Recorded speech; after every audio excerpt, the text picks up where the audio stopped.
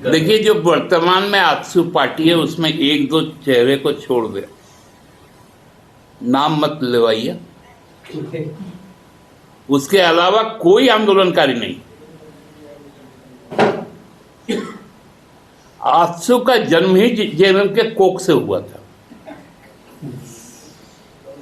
निर्मल दास, स्वर्गीय शहीद निर्मल महतो जी और गुरुजी ने जब आसाम में जब छात्र आंदोलन हो रहा था, मैं आपको थोड़ा बता दूं, उस वक्त यहां पर आदिवासी स्टूडेंट यूनियन और ऑल कुर्मी स्टूडेंट यूनियन, ये दो संगठन आंदोलन में थे।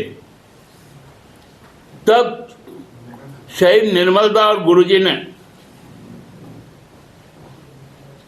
प्रभाकर तिर्की जी को और सुरेश सिंह बेसरा को, अभी सुदाम मरांडी है,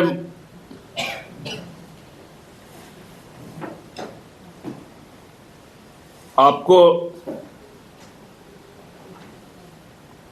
हरिशंकर महतो, विद्युत बलन महतो, दीपक बिरुआ, मंगल सिंह बोबोंगा, इन लोगों के द्वारा इनके हाथ में ये यंग जनरेशन को, स्टूडेंट और यूथ को देने का काम किया था।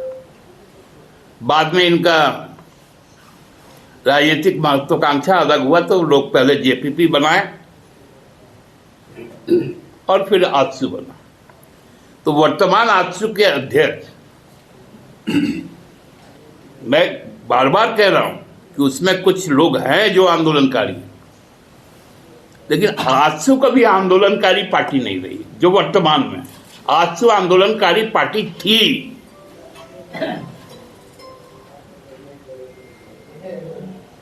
जब से केला हुआ है तब से नहीं है। बहुत बड़ा आंदोलन किए थे ना विशेष राज्य का दर्जा के लिए, क्या हस्ताक्षर कैंपेन और पोस्ट कार्ड, और कहाँ गए वो सब आंदोलन? वो पोस्ट कार्ड निकला आंदोलनकारी होता है क्या? आजकल सर लोग को थोड़ा पीछे ले जाते हैं 27 अक्टूबर को, जब भारत चुनाव आयोग ने सेकेंड राउंड के एसआईआर की घोषणा की 12 राज्यों की, जिनमें 5 राज्य आगामी वर्ष के मध्य में अप्रैल माह के दौरान चुनाव में जाएंगे, जिसमें पश्चिम बंगाल, आसाम, तमिलनाडु, केरला और पुडुचेरी, ये 5 राज्यों में चुनाव होना है। तो इन 5 राज्यों में 4 राज्य, इसके अलावा बाकी 8 राज्य जिसमें गोवा भी शामिल है, अंडमान निकोबार भी है, राजस्थान, गुजरात भी है, मध्य प्रदेश और उत्तर प्रदेश भी है। इनमें एसआईआर का ऐलान किया गया, लेकिन आसाम में नहीं किया गया।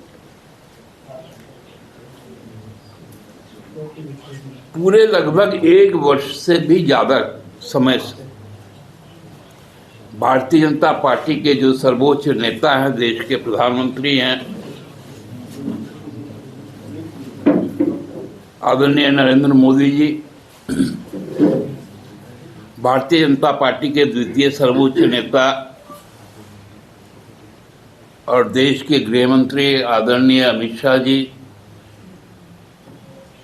सहित केंद्र से लेकर राज्य का प्रदेश भाजपा का नेतृत्व, जिला नेतृत्व या छुटभैये किस्म के कार्यकर्तागण, ये टॉप टू बॉटम एक ही राग अलाप रहे हैं, वो है घुसपैठिया घुसपैठिया घुसपैठिया, बांग्लादेशी रोहिंग्या रोहिंग्या रोहिंग्या। जबकि बिहार में चुनाव संपन्न हो गया, एसआईआर भी हो गया, एक भी विदेशी नागरिक वहां चिन्हित नहीं हुआ। एक भी बांग्लादेशी या रोहिंग्या वहां चिन्हित नहीं हुआ। इसके पहले झारखंड में चुनाव हुआ, उस वक्त भी ये लगातार संथाल परगना से लेकर कोल्हान तक और वर्तमान घाटशिला के चुनाव तक, उपचुनाव तक, ये बाहरी और संप्रदाय विशेष को लेकर घुसपैठिए, वो भी बांग्ला भाषियों को बांग्लादेशी कहना, ये एक लंबा एक परंपरा रहा है। लेकिन बांग्लादेश से जो सबसे ज्यादा कोई स्टेट यदि अपना इंटरनेशनल बॉर्डर शेयर करता है वो आसाम है। आसाम का लगभग 2/3 हिस्सा उसके बॉर्डर का वो बांग्लादेश के साथ में शेयर होता है। और बीएसएफ, एसएसबी के अलावा आसाम सरकार का भी एक टेरिटोरियल पुलिस फोर्स है, वो उसकी रक्षा में दिन रात रहता है।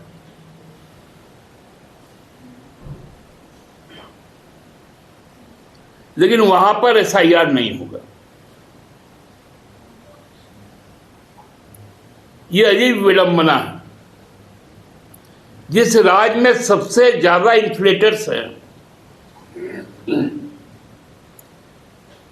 सबसे ज्यादा घुसपैठ, ये भारत सरकार का कहना है।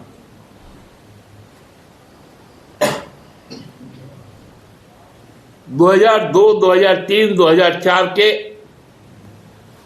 निर्वाचक मंडल को ही इसमें शामिल किया गया है, या तो वो खुद या उसके माता पिता, रिश्तेदार, उनका नाम होना चाहिए। अन्यथा कई तरह के दस्तावेज उसमें मांगे गए, जिसमें जन्म से लेकर हर तरह की बात है। 11 डॉक्यूमेंटेशन है, आधार उसका अलावा। बहाना बनाया गया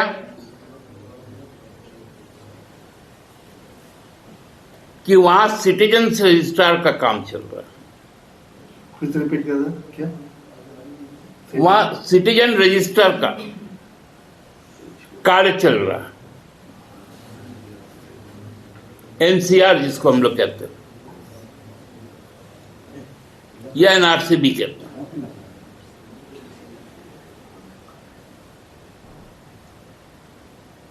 ये क्या बताता है? ये बताता है कि पूरे नॉर्थ ईस्ट का जो संपूर्ण इलाका है, जो 7 स्टेट है, वो चूंकि विदेशी टेरिटरी को छूता है, चाहे वो बर्मा हो, चाहे वो भूटान हो, चाहे बांग्लादेश हो या चाइना हो, वहां इसका एग्जम्पशन क्यों?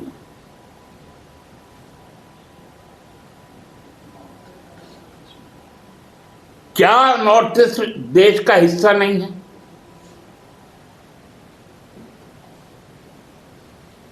आप सब जगह, खासकर बंगाल को टारगेट करके,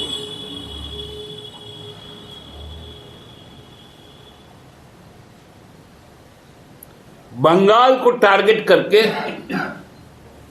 आप एसआईआर करना चाहते हैं, ताकि ये धर्म विशेष के लोगों को उनके वोट के अधिकार से वंचित किया जाए।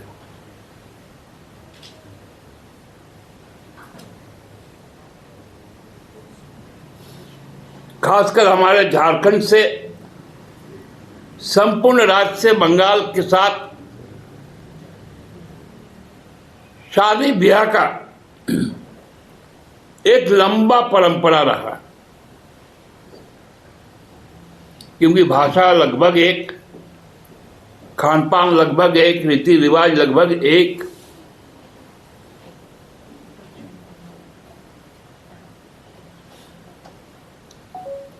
चाहे वो आदिवासी हो, मूलवासी हो, बंगला भाषी हो,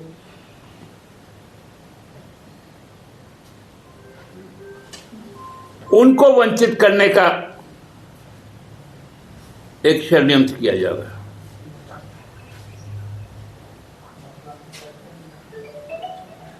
पश्चिम बंगाल को चूंकि भारतीय जनता पार्टी के विरुद्ध का वो स्टेट है, केरला उसके विरुद्ध का स्टेट है, पुडुचेरी उसके विरुद्ध का स्टेट है, तमिलनाडु उसके विरुद्ध का स्टेट है। इन चारों राज्यों में तो एसआईआर होगा, लेकिन आसाम में नहीं होगा,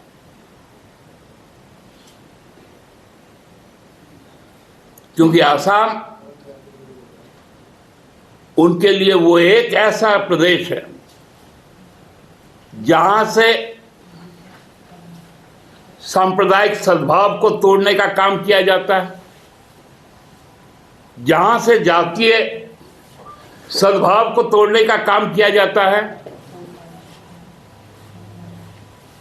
जहां से भाषाई सद्भाव को तोड़ने का काम किया जाता है, वो राज्य आसाम। और ये भारतीय जनता पार्टी को सूट करता है, उसके राजनीति को सूट करता है।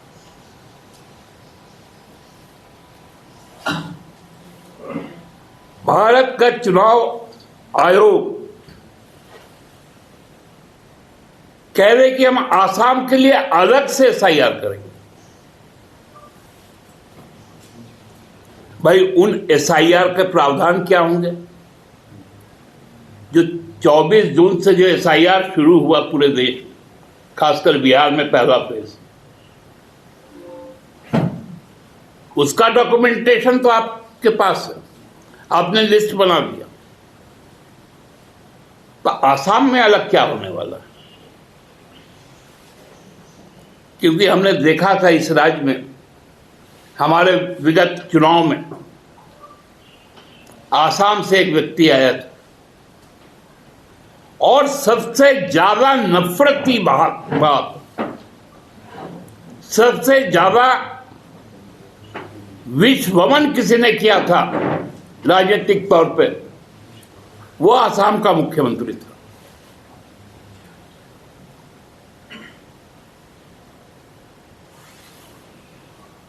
यह बहुत स्पष्ट संकेत है